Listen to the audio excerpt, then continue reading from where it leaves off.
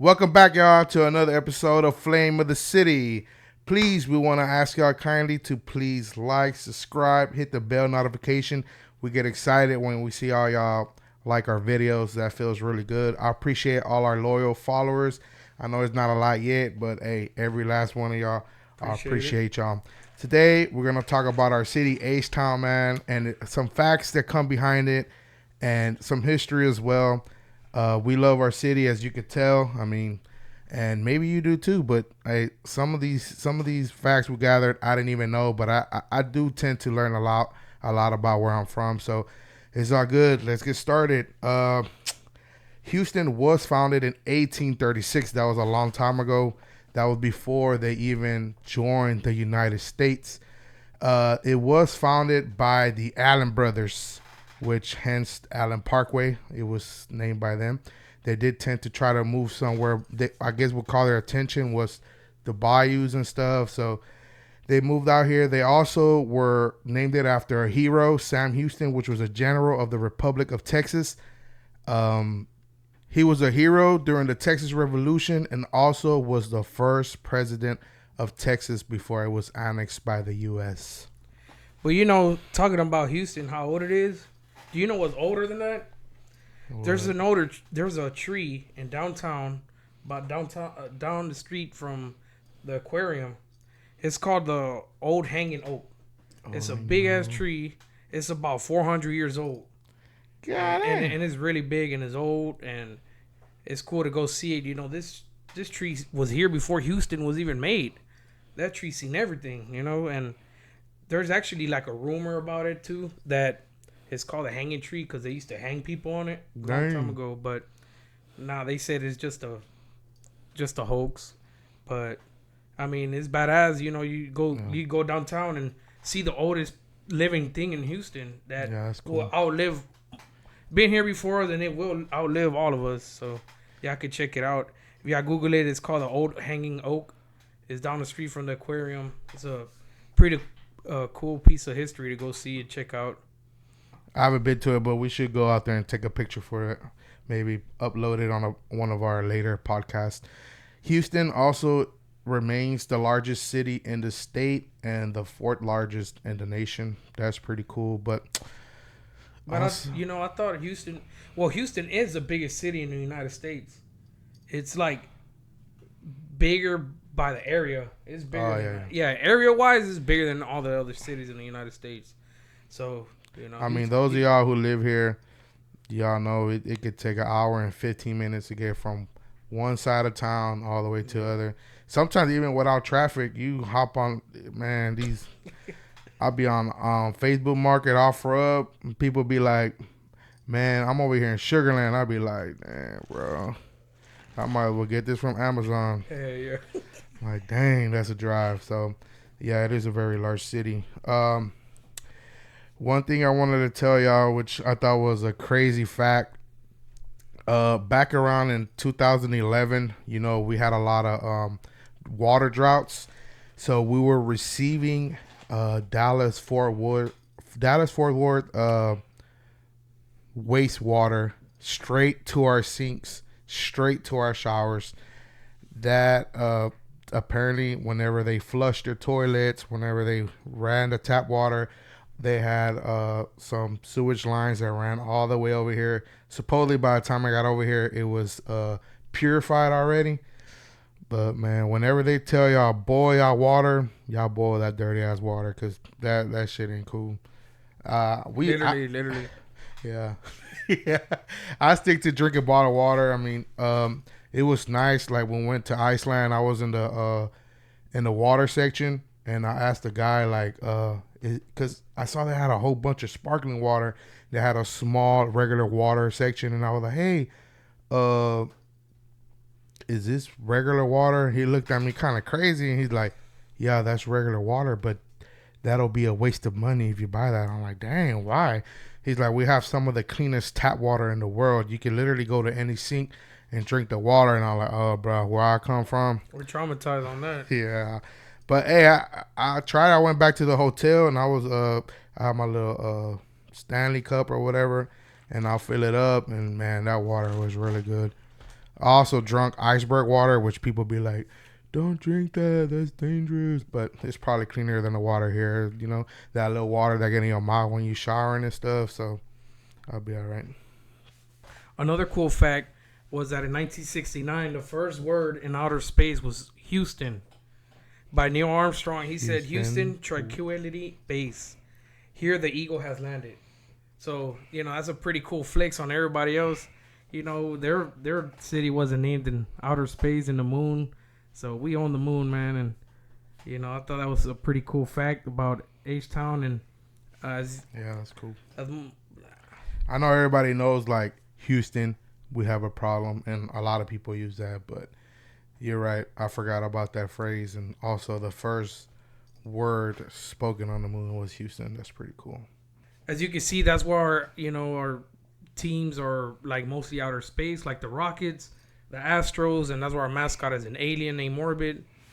So we got a lot of outer space related stuff. Yeah, they used to try to tend to keep on the sports like a little outer space related. Also, we have the Houston Comets, but I don't know what happened. They just went with the bull and what else they got now? The Clutch, the little bear from the Rockets. But it would have been cool if they kept it all like space. Like Astros is like asteroid, of course. The Astrodome. You know, our Astrodome, you know, that was the 8th wonder of the world. That stadium there was the first air-conditioned closed dome stadium in the world. The first dome stadium. And everybody was like, what the hell? You know, at that time, it was back in 1960-something, 64, I think it was. Oh, yeah. So, at that time, it was like, damn, they got AC and all this good stuff. But you know what I learned, too? Like, also, like, up north, all the cities, they don't like having their stadiums closed. Like, they choose to have it open. Nah, over here, man, we got to be climate controlled. Man. Yeah. It's hot. It's too hot being out there in 100-degree weather. You know. You got to be out there in the game with some IVs or something because, dang, it's too eating a hot dog, sweating on your hot dogs and shit. Nah, we don't want that. But also, another cool fact about the Astrodome, it actually had a bowling alley in there. And it fitted about 70,000 people, AC. And it also had a chapel in there as well. Oh, so, yeah. And a lot of the younger generation, well, like, we only got to go to it because we used to go to the Monster Jam in the 90s. Yeah. I don't even know exactly when they shut it down, but if you were born from 2000 and forward, you just seen it on the outside. I'll put it easy like this. If you've never been in the Astrodome, you need to get out of Houston because they causing too much traffic. If you've never been in the Astrodome, you need to move out of Houston. Y'all causing too much traffic. Y'all not real Houstonians. You know, so. But they didn't have a choice though. Like some of them are young, they couldn't go. You know what I'm saying? So, well, for our OGs that actually got cars, the younger people don't really have cars like that.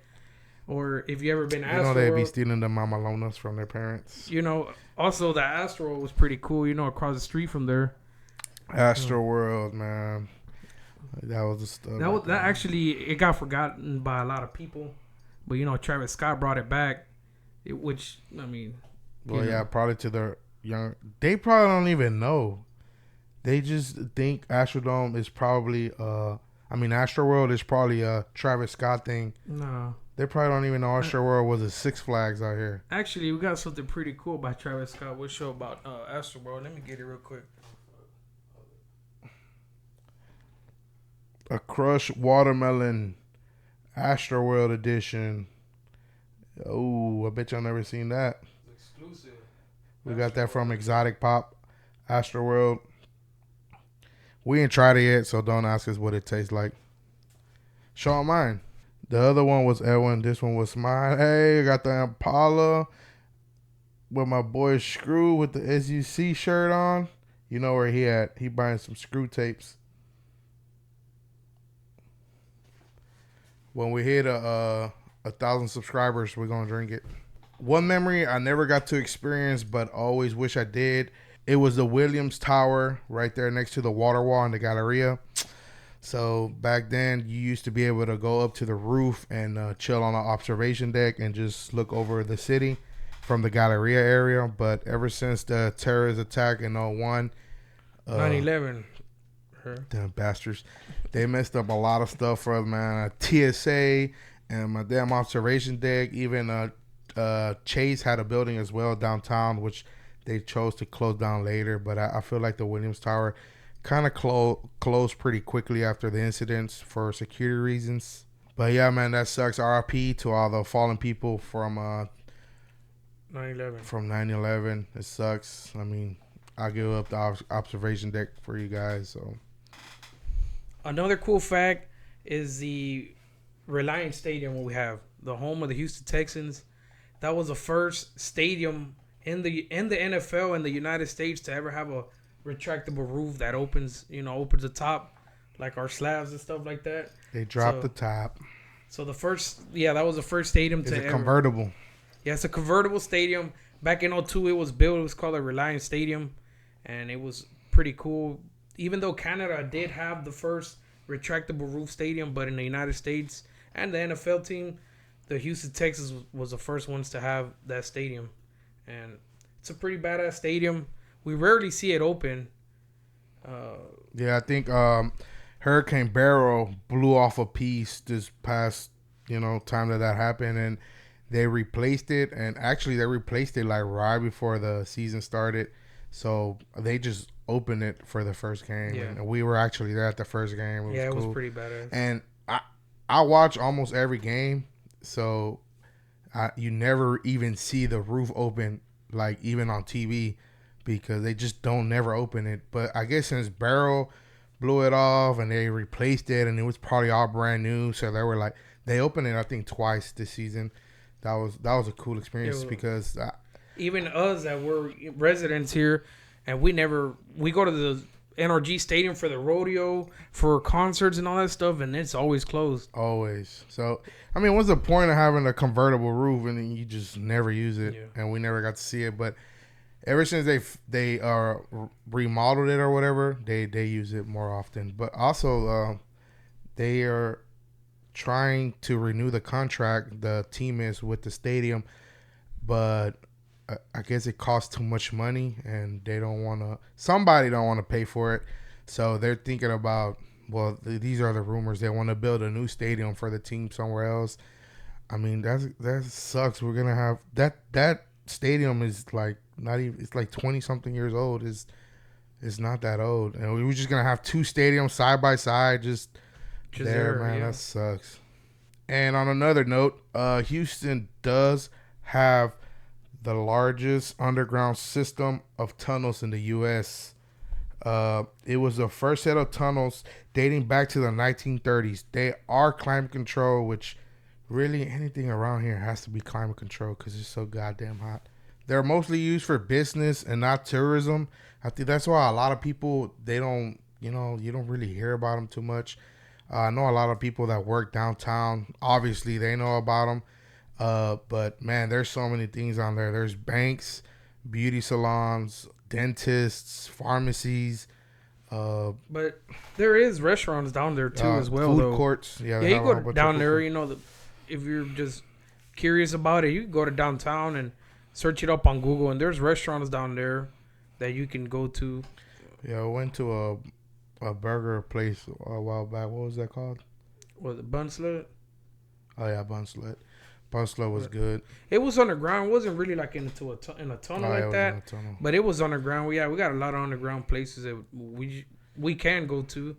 I think later on in another episode we should film, the tunnels downtown and upload it to you guys so y'all can see. Yeah, because it's like a whole nother little city down there. And people, I mean, if you don't go downtown, you're not aware of it. And even if you do go downtown, you already know where you're going. You're not like looking for the tunnels. So, because I think they do have tunnels like connected like from the courts, like to jail houses and stuff like that. Yeah, sometimes you be walking down there and you see all the inmates handcuffed, walking and stuff. Like, when you're in jury duty, should have done better. When you're in jury duty, not when you're out eating, you don't see no inmates or none of that. Yeah. So, also this past weekend, we were in downtown, and I don't know if you ever heard of Little Button that burps the Buffalo Bayou. I've been there a few years ago, and it worked when we went, but This time it was some people from out of town there like messing with the button, and I asked them, they're like, what does it do? What does it do? I'm like, it's supposed to burp. Did y'all push the button? They were like, yeah, but it didn't do nothing. And sadly, it doesn't work anymore. If y'all know somebody who works for Buffalo Bayou For the city, whoever controls that, man, let them know to fix it, man. Come on, we need some amusement out here, man. Okay, that concludes today's video. If you like our little Houston facts, please let us know. If y'all want a part 2, let us know. We got a lot more where that came from.